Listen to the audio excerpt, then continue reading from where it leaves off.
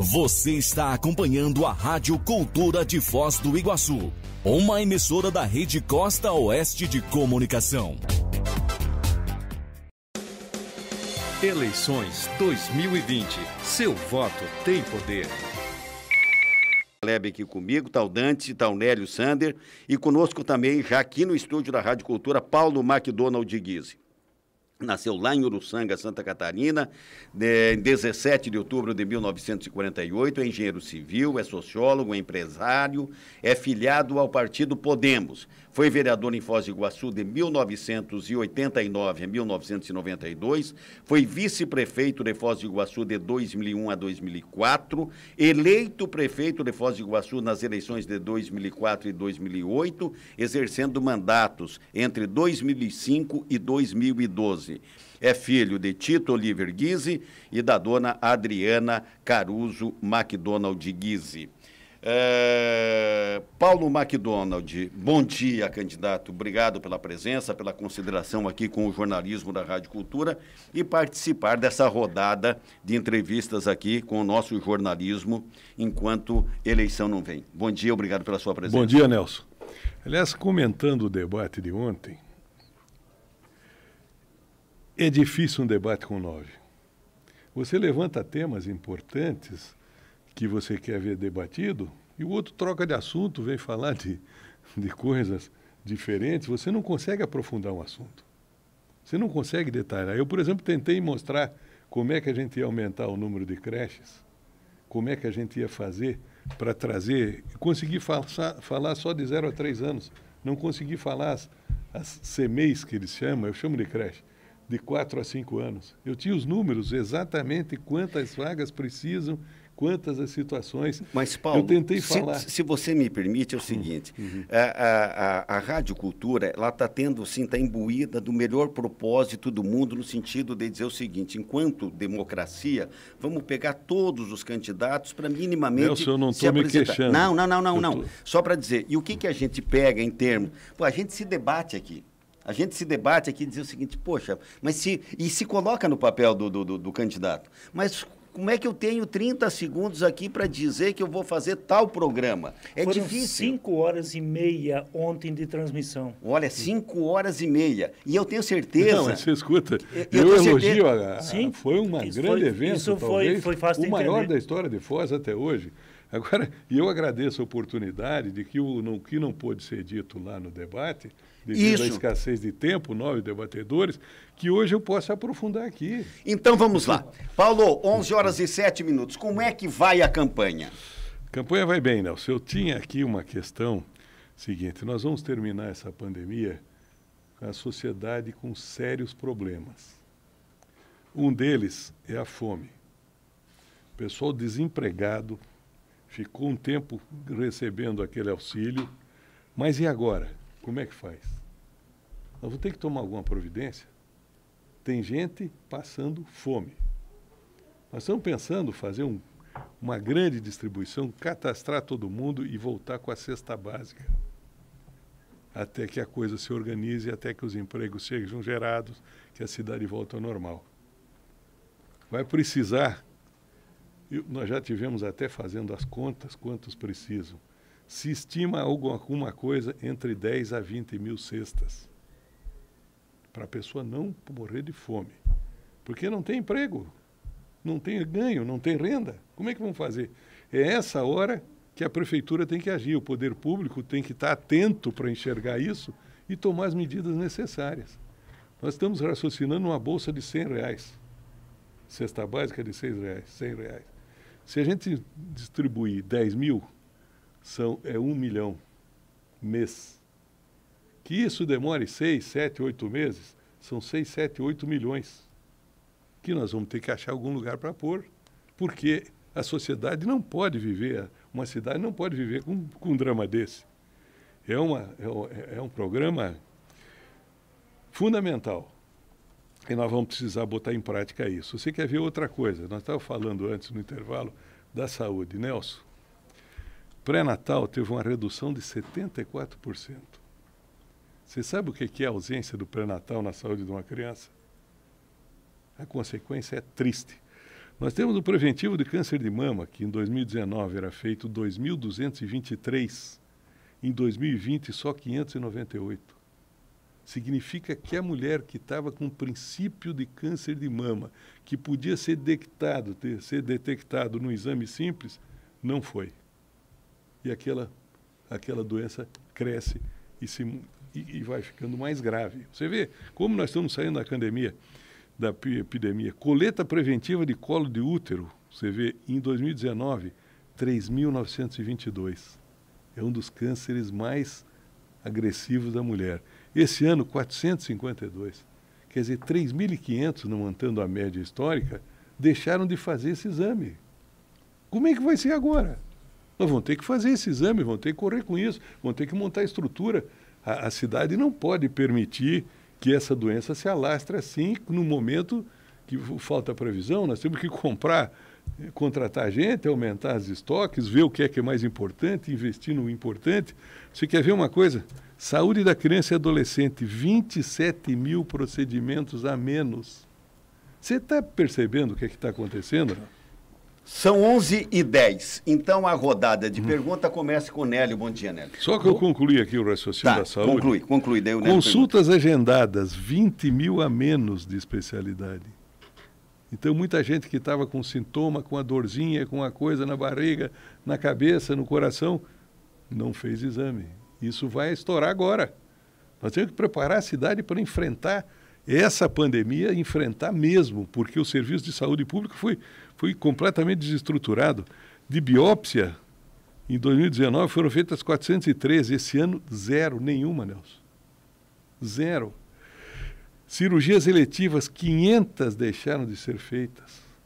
Isso estou raciocinando em relação ao ano anterior, o que era feito, o que deixou de ser feito. Isso vai ter que ser recuperado. Como? A dengue, por exemplo, nós já tivemos mais de 20 mil habitantes infectados. E a dengue agora está crescendo. Nos postos de saúde já começa a aparecer dengue de novo. Tem que ser atacada de pronto. Não dá mais para deixar. Não dá mais para dizer, tem que arrumar uma solução. E eu acho que na educação, por exemplo, Nelson, Ô Paulo, se você me permite, porque senão nós vamos fazer um monólogo aqui. Eu gostaria que minimamente os companheiros matassem a curiosidade enquanto jornalistas também. Diga, Nélio. Pois não, acho que o tema, por exemplo, saúde, a gente pode voltar nele, porque tem muita coisa ainda para ser explorada. E eu vou pegar um outro aspecto. Imagino que em momentos de tanta dificuldade, de crise que teremos ainda mais pela frente, medidas emergenciais como essa de uma cesta básica são fundamentais. Mas o principal programa que as pessoas precisam, principal programa social, é geração de empregos. O candidato já disse no debate ontem também que uma das frentes será a construção civil, moradias, assim por diante. Mas a diversificação da economia da cidade faz parte das propostas, se eventualmente for o prefeito? Olha, o problema do desemprego, nós temos aqui várias maneiras de atuar nele. Por exemplo, você quer ver? Existem 4 mil lotes parados na prefeitura, aguardando alvará, liberação. Tem lotes de loteamento que está lá 7 meses, 8 meses, 10 meses. Isso, em termos de emprego, é uma revolução. E dá uma alto astral para a cidade, em janeiro, a gente liberar esses loteamentos. Você abre serviço, você abre frente. Imagine o clima positivo. Foz abriu, já tem 4 mil lotes sendo feitos. Você quer ver outra situação? Alvarás de construção, tem dezenas presos lá. Eu sei de um alvará, por exemplo, que está 7 meses de uma residência, num condomínio, porque é papel para cá, papel para lá, o meio ambiente diz isso, diz aquilo. Já imaginou a gente destravar isso? Nós abrimos enxurrada. Você quer ver? Nós temos que ver as reformas das escolas. Nós tivemos 8, 10 meses paradas as aulas e as escolas precisam ser reformadas e ampliadas. Agora vamos fazer quando? Na hora de começar a aula? Nós vamos tentar fazer isso o quanto antes. Você quer ver o IPTU? Está judiando do povo. O cara não tem dinheiro, está desempregado. E a prefeitura ameaçando de execução, de botar na justiça que se ele não pagar até agora, dia de outubro, não sei, dia 20 de outubro, nós vamos ter que reestudar isso. Se o cara não tem renda, como é que vai pagar IPTU? Você quer ver uma coisa só um exemplinho fácil? Você pega o Duque de Caxias, o condomínio residencial Duque de Caxias, que foram expulsas 136 famílias dali. O IPTU que eles pagam é R$ 385 por ano. Você multiplica 385 por 136, você vai chegar num número mais ou menos de 600 mil por ano. 600 mil reais por ano. Em 2 anos você pagou a reforma. Você arrumou, se deu problema, que foram desalojados de lá porque ia cair o prédio. Fizeram um transtorno, Nelson, fizeram faz anos aqui. Um absurdo, tiraram gente à força de lá. Tiraram à força. E que caiu nada. Faz 1 ano e 8 meses. E esse pessoal morava lá há 7 anos. Você vê, são medidas assim que dizem respeito à gestão. Você precisa ter na gestão do município gente que enxergue isso e que veja e que dirija os esforços em cima dessas necessidades. Você quer ver outra situação, também meio complicadinha? Você falou na habitação. A habitação é um bom programa, sem dúvida nenhuma. Nós temos um déficit habitacional grande, nós temos pessoas morando em subhabitação. Agora, quer ver o grande problema de habitação, onde é que está? Na invasão do Buba. O que fazer? Então, 8 anos estão lá. Criança que nasceu já tem 8 anos, vivendo naquela condição e ninguém faz nada, empurra para a justiça, não sei o quê e tal. E não, eu, como prefeito, vou estar assumindo de imediato essa situação. Eu fiquei 8 anos de prefeito, não teve nenhuma invasão. O detalhe é todas as manifestações foram na área de construção civil. E a pergunta é mais quanto à diversificação da matriz econômica da cidade. O que você entende por matriz econômica? Basicamente, nós temos 2 grandes segmentos, turismo e comércio. O que pode ser agregado para que a cidade não fique à mercê de eventuais crises como essa, por exemplo? Nós esquecemos um principal, um dos mais importantes, que tem 5 mil famílias que vivem disso, que é a logística. São as transportadoras. Agora, ainda mais com a seca do Rio Paraguai, que descia, o soja descia e subia pelo Rio Paraguai. Agora não está mais descendo, é uma maior seca dos últimos 50 anos, eles vão ter que passar por aqui. E aí estão as transportadoras. O que essa gente precisa? Veja, quando eu digo que um prefeito tem que assumir a situação, assumir mesmo. O que eles precisam? Rapidez no despacho. Não pode um caminhão ficar 1 dia, 2, 3 esperando um carimbo no papel. Um caminhão parado com o motorista. Isso nós vamos dar um emprego. Eu vou procurar os deputados, os senadores, o presidente da República, quem for, junto para a gente resolver essa situação. Se tem que ter fiscal, às vezes, Nelson, tem 300, 400 caminhões parados. Se faltam 10 fiscais, 20, 30, vão pôr. O que custa um fiscal perto de um caminhão parado? Carregado, às vezes, material apodrecido. Então, a situação, o que nós estamos precisando mesmo é de gestão. É de gestão. Se não tiver gestão, e o prefeito que assumir vai ter que ir, eu vou ter que ir em cada situação dessa e enfrentar isso. Não adianta empurrar para a barriga, jogar para o judiciário. Você quer ver um outro detalhe? Tem 58 indústrias na cidade industrial, no distrito industrial, judicializadas.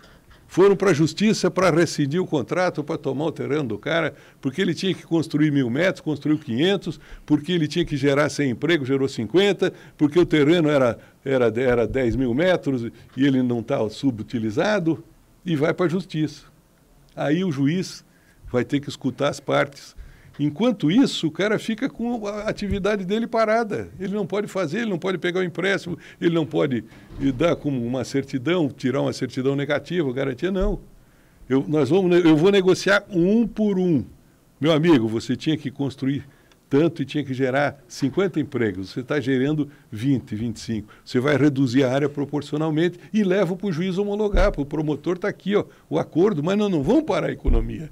Quanta gente, você pega 58, se cada um empregar 10 pessoas, estou falando de 580 empregos. Então, são situações assim que nós vamos ter que mexer muito, muito, muito, muito. Ô Paulo, 11 e 18, eu quero dar a palavra agora para o Dante. Candidato, você fala em assistência social, que é a questão das cestas básicas, também aumentar o número de CMEs, algumas obras. Nós estamos, nós estamos trabalhando com a arrecadação do ano passado, né? Provavelmente ano que vem ela vai ser menor ainda. No dia 31 de dezembro acaba o decreto da pandemia, o decreto de emergência, né? De emergencial, então a lei volta ao normal. Como o senhor pretende trabalhar a partir do ano que vem com uma arrecadação menor e cumprindo essas promessas? Analisando cada contrato, porque deu a febre da terceirização. Os contratos do hospital são milionários, passa de centena de milhão. Eu vou ver um por um desses. Contrato de Pardal, 1.200.000 por ano. Contrato de pintura de meio fio, dessas coisinhas, de faixa, de sabe quanto ano passado? 3.153.000. Contrato de... Você vê aquela operação Luz Oculta, que comprovou o Ministério Público e a CPI da Câmara, mostrou que havia um superfaturamento de 5 milhões. Eu te pergunto, precisava trocar as lâmpadas? Porque vai economizar no futuro, você não tem 10 coisas muito mais importantes, você não podia usar esses 10 milhões para outras coisas? Então aí que vale a gestão, a capacidade, nós temos que ter um gestor atento, conhecedor, que vai assumir o problema. E se eu te contar os outros detalhes de desperdício de dinheiro, é uma fábula. É uma fábula. Vamos ter que ajustar, mas não vamos cortar onde é importante. Vamos cortar no supérfluo. E vamos buscar dinheiro fora. Vamos falar com o presidente da República, vamos falar, nós temos deputados, senadores, vamos atrás, não podemos ficar parado. Corte de secretarias e não podemos dar desculpa, não tem dinheiro para isso. Você quer ver na Bolsa, no caso da cesta básica, eu sei onde arrumar dinheiro, nós vamos arrumar dinheiro. Nós vamos arrumar. Os orçamentos são brutais. Entende? Não se justificam Se você analisar o orçamento da prefeitura, números frios, não, é tanto nisso, tanto naquilo, você não vê o que pode ser economizado. Cortaria a secretaria para isso, prefeito? Isso é o mínimo. Isso é o mínimo. Isso é o mínimo. Cortaria a secretaria é o mínimo. O que você tem que reduzir, por exemplo, onde é que você pode reduzir? Gratificações para todo mundo. Nós vamos dar para quem merece, quem dá desempenhado. Emprego de politiqueiros, a rafuagem que já falaram, de politiqueiro. O cara vai lá porque é indicado desse partido, daquele, do outro. Não vai para trabalhar. Nós vamos ter que dar um jeito nisso. Despesas como, por exemplo, do centro de convenções, Nelson. Milhões por ano. Vai continuar? Não. Não, nós temos coisa mais importante para fazer. E assim vai. Entende? Por exemplo, a prefeitura, nós vamos analisar todas as situações. Quantos carros tem a prefeitura, você sabe? Você sabe quanto gasta de combustível? Você sabe se precisava essa quantidade de carros? Você sabe que não tem outro jeito mais econômico? Tudo vai ser analisado e revisto. Porque nos últimos 8 anos foi a festa da Mãe Joana, foi a bagunça geral. Chegou que, você vê essa operação Luz Oculta, mostra o que é um caráter de um governo. O promotor provou, o Ministério Público provou que havia superfaturamento, lavagem de dinheiro e pediu a prisão de 3 secretários e 2 diretores e não foi feito nada. Foi tocado por cima, foi acobertada a coisa. Isso é dinheiro do município que tem que sair. Outra coisa, esse IPTU aí nós vamos ter que rever muito bem, viu, Nelson? Porque está judiando da turma. 11h22, Caleb. Candidato, eu vou permanecer na questão que o Nélio levantou, até porque eu acho que faltou algumas coisas a serem ditas em relação à diversificação da matriz econômica de Foz do Iguaçu. O senhor até colocou aí a falta de empregos e Foz do Iguaçu foi diretamente atingida pela pandemia, exatamente por ter aqui como principal meio de arrecadação o turismo, né? E aí a pandemia atingiu esse setor em cheio e Foz do Iguaçu atingido. O senhor foi prefeito 8 anos, e nós chegamos nesse ano com esse problema sem ser resolvido. Eu queria saber qual foi a dificuldade lá, 8 anos atrás, de o senhor diversificar e criar novas possibilidades de emprego. E aí está se discutindo também que Foz do Iguaçu precisa ter aí a área voltada para a tecnologia, a criação de empregos nessa área. Até porque tem aí as universidades, nós avançamos muito nessa questão. Como que o senhor faria? Tem a possibilidade de trazer para cá indústrias na área tecnológica também para fazer essa diversificação econômica? Perfeitamente. Perfeitamente. E agora tem um outro detalhe que a nossa indústria da hotelaria, por exemplo, quando eu assumi a prefeitura, não tinha os hotéis que tem hoje. Não tinha o Mabu, não tinha o Recanto Parque Hotel, não tinha o Rafael Centro, aqueles pavilhões de centro de convenções, não tinha o investimento, não tinha os hotéis Viale, não tinha uma série de hotéis. Foram investidos por quê? Porque melhorou a imagem da cidade, nós melhoramos a segurança da cidade, nós capacitamos o pessoal, nós tínhamos curso para garçom, curso para maître, curso para cozinheiro, curso para recepcionista, curso para entender informática. Essa indústria, como é que nós retomamos ela agora? Que veja, Nelson, um hotel pega, por exemplo, um hotel que tenha 250 apartamentos, é no mínimo 200 empregos. Se ele está fechado agora, ele vai reabrir. O que ele precisa para reabrir? Um ambiente seguro? Nós precisamos banir definitivamente a dengue? Nós vamos assumir esse Covid e vamos ver o que é isso no fundo, na raça. Eu, por exemplo, achei um crime essa situação da saúde que entrou no município. Vamos pegar os estudantes das universidades, nós temos problemas sérios para resolver. Vamos transformá-los em profissionais iniciantes. Vamos estudar cada cruzamento para economizar tempo. Vamos estudar cada situação de bairro, por exemplo, novos acessos. Vamos botar sinaleiros auxiliares. Nós temos um mundo de coisa para fazer e, principalmente, eu acho que a matriz da universidade do conhecimento é fundamental. A UNILA é uma briga, não da Itaipu, com não sei, nem da Itaipu, do Ministério da Educação, com não sei quem, com a direção da UNILA, é um problema do município. Nós vamos assumir a causa da UNILA, eu vou levar a bandeira da UNILA onde for, porque a UNILA nos traz dinheiro, nos traz emprego, nos traz tecnologia, nos traz visitação. E outra, nós precisamos nos preparar para o turismo de evento. Turismo de eventos, exige uma estrutura que os hotéis já fizeram por conta, mas não tem, por exemplo, uma arena para 12, 15 mil pessoas. Nós vamos precisar construir. O deputado Vermelho já foi ao governo federal e já garantiu recurso para fazer essa arena. Nós vamos fazer, por exemplo, um centro cívico, porque o custo da prefeitura é 4 milhões e 200 mil por ano de aluguel. Em 2, 3 anos eu pago o centro cívico, e o centro cívico, nós vamos deixar uma faixa, nós vamos recuperar aquele terreno que eu deixei pronto, que foi lançada a pedra fundamental quando a cidade fez 6 anos, pela gestão do Reni Pereira, tem a fotografia na pedra fundamental. E tinha que começar a obra, podia fazer as ruas e fazer uma primeira etapa, Nelson. Não fizeram nada, perderam. Aí veio a Inês conseguiu recuperar a área para o município. Veio o Chico, perdeu de novo.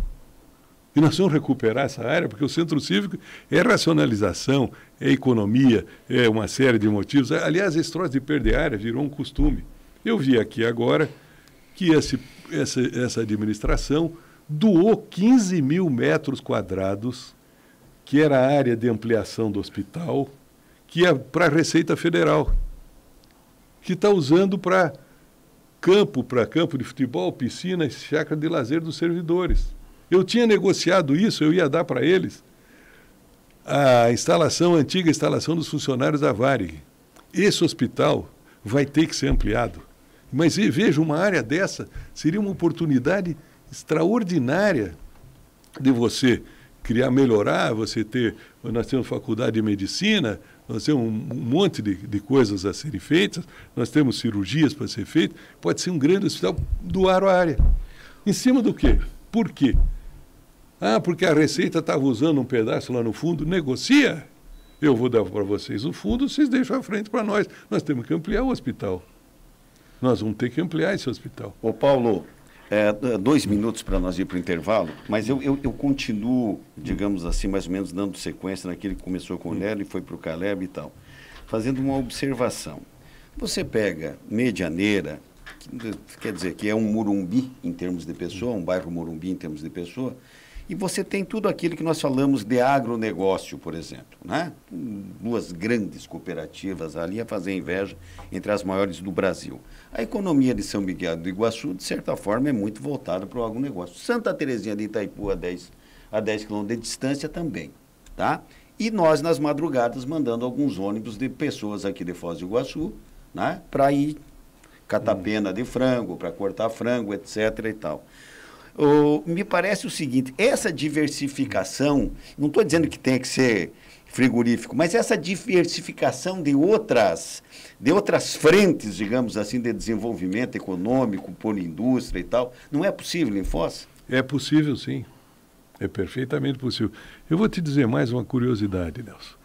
Antes de construir o frigorífico de Matelândia, certo, eu procurei o pessoal para trazer esse frigorífico para Foz do Iguaçu. Para ser em Foz. Exatamente esse argumento. Nós tínhamos desempregados, nós tínhamos gente capacitada, tinha espaço, proximidade com a região produtora, podia até pegar uma parte que vinha do Paraguai para industrializar aqui. Você sabe onde é que eu encontrei a maior resistência? Do pessoal da hotelaria do turismo. Não combina, não bate. E, de fato, eu pensei, melhor não bate mesmo, não dá. Nós temos que partir, a nossa diversificação é no conhecimento. A indústria hoje não é poluente. Você vê, tem indústrias ali se estabelecendo, indústria de alta tecnologia, de sementes, aqui em Foz. A nossa tecnologia é esse internet, é software, é incentivo para os pequenos empreendedores. Eu pretendo fazer uma revolução na tecnologia em Foz. Eu pretendo que pegar as startups, se eles não os fizerem, que façam, para fazer uma super revisão na nossa informática. Nós vamos ter informática, sinaleiro, por exemplo, você quer ver um lance? Sinaleiros inteligentes. Ainda agora eu vinha vindo para cá, chegamos ali na esquina da rodoviária, fiquei parado quase 1 minuto, não via nenhum carro de lado nenhum, porque o sinaleiro estava vermelho para nós e aberto para os outros e não tinha carro vindo do outro lado. Você imaginou você estudar isso? É uma tecnologia que você vai vender para o mundo. Vai vender para a Medianeira, para Maringá, para todo mundo. E nós vamos investir nisso, vamos puxar a gurizada. Você tem que criar o serviço. Você tem que criar o mercado. E o mercado está criado, você tem que ter visão para o mercado. E o mercado da racionalidade no trânsito é o mercado no mundo, Nelson. 11h37 é o Contraponto da Cultura. Voz do Povo, na Rádio Cultura de Foz do Iguaçu, Rede Costa Oeste de Rádio. Hoje entrevistando Paulo McDonald de Guise, que é candidato a prefeito de Foz do Iguaçu pelo Partido do Podemos, número 19. Paulo, a conversa, eu vejo em todos os locais onde se discute eleição, se discute evidentemente, fortemente, as questões de saúde por conta da pandemia. Todos os debates que eu tenho visto aqui em Curitiba, São Paulo, onde a gente pode assistir alguma coisa ou acompanhar por leituras, e as questões sociais advindas da economia, né? Há quem diga que sonha ser prefeito de cidades pequenas do sul do Brasil, por exemplo, que a economia ali está mais ou menos equilibradinha e dá para mais cidades já, como Foz do Iguaçu, Cascavel, Maringá, etc., fica um pouco difícil. Essa questão do social, voltando, você falou em cesta básica, tá? Esse é um primeiro enfrentamento. O que mais que dá para fazer nisso? De imediato, abrir a fronteira, abrir os 4.000 lotes, já liberar. Permitir que todos os alvarás saiam, os que estão represados. Fazer com que a gente invista em obras públicas, por exemplo, ampliação de creches para ter tempo integral, tem reforma de escolas que precisariam ser feitas, um grande programa de habitação. Investir nas nossas universidades, criando mercado para os estudantes, sejam eles da UNILA, da UDC, da Uniamérica, da Unioeste, criando mercado para eles. Nós temos que criar mercado também. Eu pretendo botar monitores nas salas de creches, que são estudantes que vão ajudar.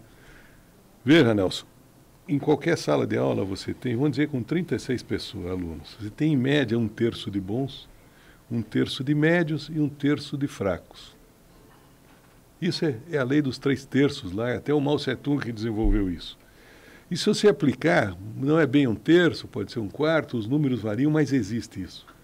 Se eu puser um monitor para cuidar da parte mais fraca, eu estou gerando emprego para escolas, para futuros professores, e estou recuperando aquelas crianças. Estou ensinando de maneira que eles se superem. E isso é uma medida necessária, o custo é pequeno, porque você vai gastar com monitores. Nós tínhamos no nosso tempo de prefeitura mais de 1.000 estagiários. Acho que agora também seria um bom momento de você ter um aumento nisso.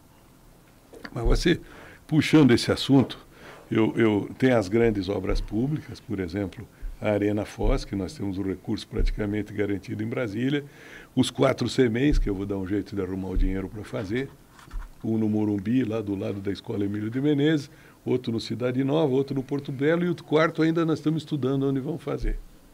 Nós temos a ampliação do hospital, que vai ser necessária, e também eu não vejo dificuldade em conseguir dinheiro, e o turismo internacional, divulgar a cidade. Agora, nós temos um problema subjacente a isso, que eu tive numa conversa com um grupo de jovens, e eles me relataram, às vezes está saindo de uma lanchonete com um sanduíche na mão, um morador de rua chega e toma dele. Eles vivem numa situação de insegurança. Eles não podem sair falando no celular. Eles me contando assim, de uma menina, mais os moços, que a situação é extremamente difícil. E até um me contou mais o seguinte, e veja, Paulo, eu disse, são daqui? Não, a maioria de fora. No nosso governo, o que a gente fazia?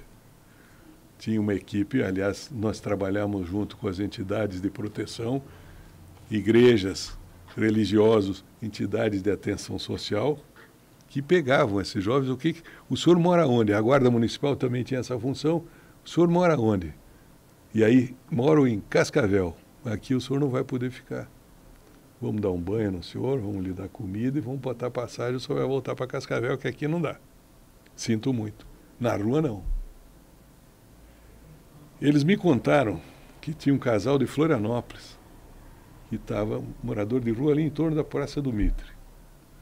E eles foram conversar com esse casal de catarinense de Florianópolis. E eles disseram o seguinte, e me perguntaram, por que vocês estão aqui? Não, nós queríamos voltar para Florianópolis, mas nós não temos dinheiro para passagem. E estão esperando a passagem, como é que eles vão arrumar dinheiro? Nós tínhamos que ter o nosso serviço de assistência social de guarda municipal. Companheiro, está aqui a sua passagem, vá com Deus. E ainda teve um complicador, a mulher está grávida, está arriscada a nascer aí mais uma criança.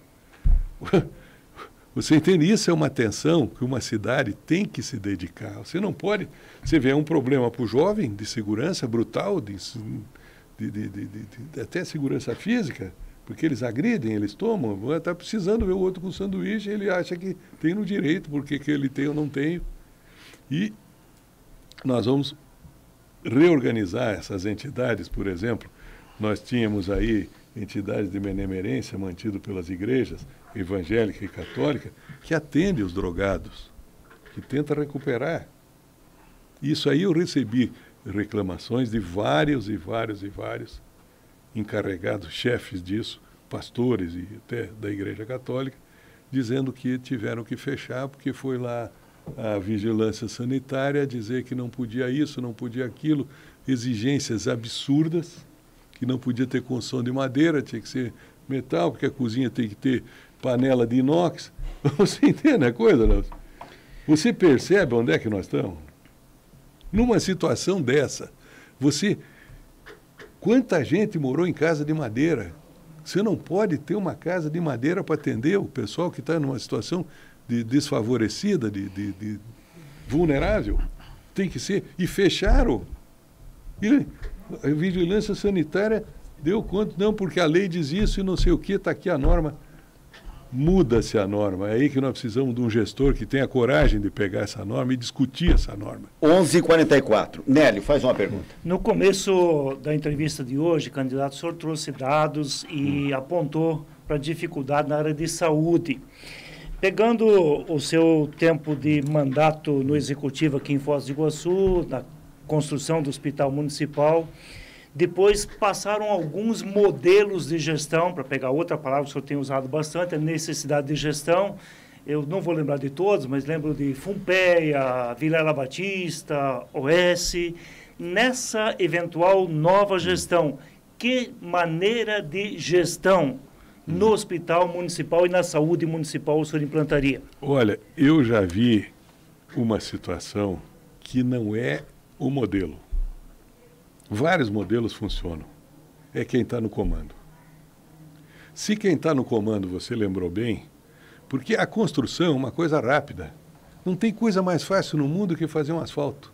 Você paga para o cara, vai lá, espicha, aquele asfaltinho, a empreiteira pagou, pronto, liquidou. Vai tocar um hospital, vai tocar uma saúde, vai tocar uma educação, vai tocar uma creche. A coisa é completamente diferente. Então, o que eu vi, o que eu aprendi, é que não é o modelo, não é a faca, é quem impõe a faca, que faz dela um instrumento útil ou uma arma assassina. E eu tenho pensado muito nisso, nessas diferentes formas, tenho estudado diferentes formas de gestão. Você pode criar o modelo que você quiser. Você põe à frente um sujeito desonesto, mal intencionado, disposto, ladrão, que quer enriquecer. Não tem modelo que funcione. Ele polui aquilo. O que eu fiz? Logo depois de terminar a construção, para evitar esse problema, eu montei o meu gabinete lá no hospital. Fiquei 5, 6 meses com o gabinete lá no hospital até a coisa funcionar bem. E o hospital, modéstia à parte, era um brinco. O índice de satisfação extraordinário. Entende? Nós tínhamos... Você quer ver um exemplo? A cozinha. O que eu tenho escutado de reclamação da cozinha hoje do hospital é uma loucura. Mas veja só, as panelas são as mesmas, o fogão é o mesmo, as câmaras frigoríficas as mesmas, as cozinheiras até as mesmas. Por que a comida sai ruim? Porque não tem ninguém lá olhando. Eu comia lá naquele restaurante do hospital várias vezes. Esse feijão não está. Quem que fez? Foi a dona Joana. Dona Joana, faz favor, o que a senhora faz esse feijão? Traz alguém que conhece e vai ensinar a senhora a fazer. Porque senão é desperdício. Chegava na esterilização, por exemplo. Nós conseguimos o padrão ouro da 3M na esterilização. Mas por quê? Porque, primeiro, a esterilização era embaixo lá onde é o refeitório hoje, a cozinha. E tinha que levar o material para lá, contaminado, e trazer ele descontaminado se contaminando. Nós mudamos a situação. Botei embaixo das salas de cirurgia. Agora, veja, se você não tem um gestor que enxerga essas coisas, e como é que eu cheguei nessa conclusão? Fui conversar com as enfermeiras, a enfermeira Janete me mostrou os médicos, e perguntou quantas cirurgias o senhor acha que vai fazer por dia? 40, 50. Já imaginou levar 40 material infectado lá, 120 metros e voltar? Então, o modelo de gestão, tem muita gente preocupada. Essa fundação municipal, se bem gerida, funciona. O OS, veja, a OS nossa aqui foi referência nacional em termos de custo. A OS no Rio de Janeiro é uma tralha. Eu desvio, roubo, lava. Mas eu aqui, o que eu fazia, Nélio? Toda semana eu recebia as despesas da OS da semana seguinte, eu conferia uma por uma no começo, até os caras aprenderem. Glosava isso, aquilo, mandava pagar os outros. E eles traziam as notas dos pagamentos da semana anterior. Então, a prestação de conta semanal. Você faz uma prestação de conta anual, meu Deus do céu, virou uma bagunça, virou uma tralha até. Então, o modelo de gestão, você levantou muito bem, o modelo de gestão depende do gestor. A faca é um instrumento útil ou uma arma assassina, depende de quem está empunhando ela. 11h48, Dante. Candidato, a pandemia vai continuar a partir do dia 1º de janeiro e o prefeito que assumir vai ter que saber trabalhar com isso também, né? Aqui em Foz do Iguaçu foi montada uma estrutura para enfrentamento à Covid e ao contrário de alguns municípios que decidiram fazer hospitais de campanha, que agora estão sendo desmontados em muitos lugares, aqui vai continuar com uma estrutura. Qual que é o seu plano de enfrentamento à pandemia a partir do ano que vem? Eu não transformaria o hospital municipal em hospital de Covid. Manteria o tratamento e atendimento de outras doenças, câncer, todo todas as cirurgias eletivas, tudo que necessário para a população. Eu construiria uma estrutura à parte, paralela. Por exemplo, você conhece o poliambulatório? Sim. Atrás ali dá espaço perfeitamente para você fazer 80, 100 leitos de enfermaria, mais 30, 40, 50, até mais de leitos de UTI. E você tem toda uma estrutura na frente e aquilo ali seria Covid é lá. Aqui, vai o cara acidentado, vai emergência, vai da UPA. Não se justifica você deixar uma pessoa 4 dias com uma crise de vesícula numa maca na UPA esperando vaga no hospital municipal. Não tem explicação. Não tem explicação. Aliás, quando eu vou em visita, eu fui outro dia, nós fomos cedo, visitar as UPAs. O que o pessoal me conta é absoluta e total falta de gerência, falta de quem está em cima e toma a providência necessária. E só isso que está faltando. Mas, candidato, aquela estrutura ali, ela já foi construída, está funcionando, o senhor pretende desmontá-la? Eu não sei, eu vou ver, eu não conheço a estrutura. Se for o caso, ela vai atender. A minha ideia é criar uma estrutura que fique definitiva. Não precisa fazer no poliambulatório, por exemplo, um hospital de campanha para depois ser demolido. Cria um novo hospital. Cria um novo hospital. O que você não pode é deixar uma população de 270, 280 mil habitantes, mais os visitantes, sem assistência, com doenças básicas. Como eu te citei o caso dessa senhora que tive com problema de vesícula biliar. Que se a pedra sai da vesícula, tranca o canal de saída do pâncreas, pancreatita 60%, 70% morre. Você entende? Não posso permitir isso na minha cidade. E nós vamos ver isso com calma. Vou reunir com os profissionais de saúde, não só com médicos, como enfermeiros, recepcionistas, eu quero saber. Porque nós vamos cuidar de satisfação do usuário. Sabe qual é a maior? O indicador que nós vamos usar para posto de saúde e atenção básica é satisfação do usuário. E satisfação do usuário é disponibilidade. Ele não quer chegar lá 4 horas da manhã para depois dizer que a ficha era só 4, ele está no 5º lugar. Ele não quer chegar lá, fazer o atendimento e não ter o remédio. Ele não quer chegar lá, tomar os remédios e o remédio está errado. Nós vamos ter que ter resolutividade. E essa satisfação do usuário, por exemplo, você quer ver, se o médico atende muito bem, mas a recepcionista escoiceia ele, é desagradável, é grosseira, o cara já sai com a má impressão. E o que você vai fazer? Você vai arrumar onde está estragado. Para isso você tem que estar presente, você tem que estar em cima, tem que estar vendo. E eu sei fazer isso, eu fiz isso. Eu fiz isso. Até hoje, ontem, Nelson, estou visitando um pessoal aí, uma senhora chega para mim, diz, olha, eu quero lhe agradecer, porque eu estava com a minha filha no pronto-socorro, tinha chegado às 7 horas da noite, já era 11 e ninguém atendia, e o senhor chegou lá às 11 e foi ver, e veio uma correria na turma e fizeram atender. Ô Paulo, eu sei que você é um pouco mais prolixo, gostou do termo, mas é o termo.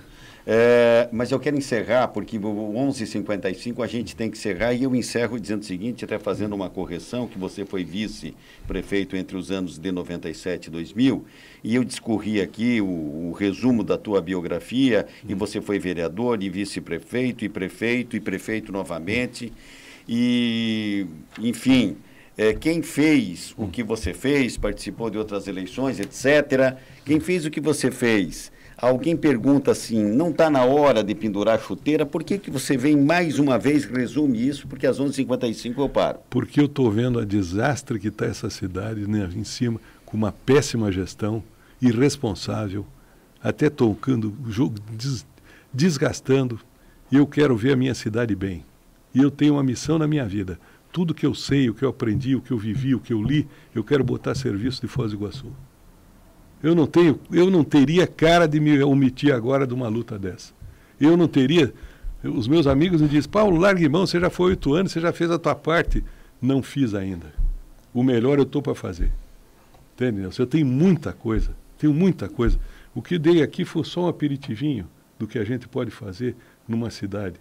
Tendo uma pessoa com experiência, com conhecimento, dedicada, honesta, que visa o bem público. E eu quero dar a minha contribuição. E depois você pode ter certeza, com 90%, essa é a minha última eleição, minha última participação política. Eu sou engenheiro, tenho possibilidades imensas, estamos fazendo projetos maravilhosos, não só aqui no Paraguai, no interior de São Paulo. Tem projetos assim, muito bons na engenharia. Mas eu primeiro quero mostrar que é possível uma gestão eficiente, honesta, que sobra dinheiro para tudo que você cuida bem. Esse vai ser o meu papel. 11h54 com 40 segundos. Eu agradeço, então, a presença de Paulo McDonald de Guise. Ele é candidato a prefeito de Foz do Iguaçu.